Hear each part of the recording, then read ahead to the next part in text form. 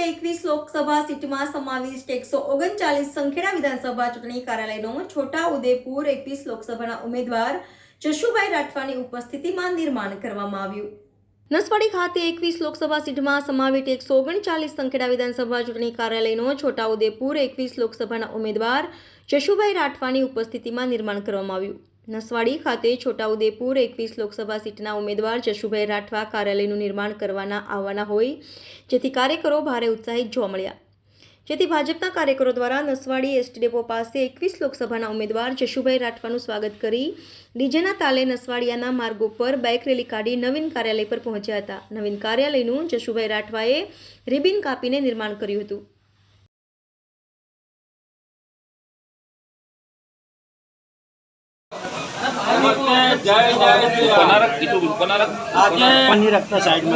છોટાઉદેપુર લોકસભાના ઉમેદવાર તરીકે મારું નામ જાહેર થયા પછી નસવાડી તાલુકાની આજે પ્રથમ મુલાકાત છે।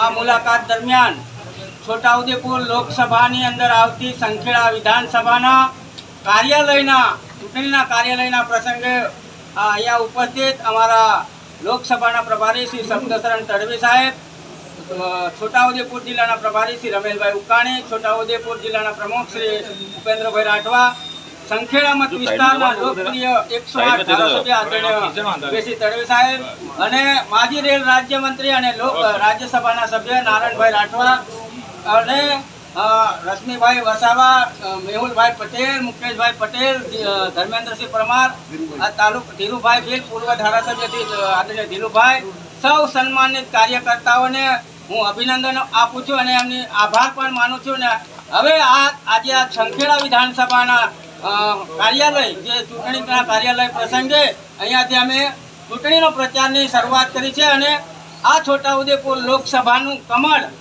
અમે માન્ય દેશના વડાપ્રધાન શ્રી નરેન્દ્રભાઈ મોદીના ચરણોમાં 5 લાખ મતો કરતાં વધારે લીડથી જીતી અને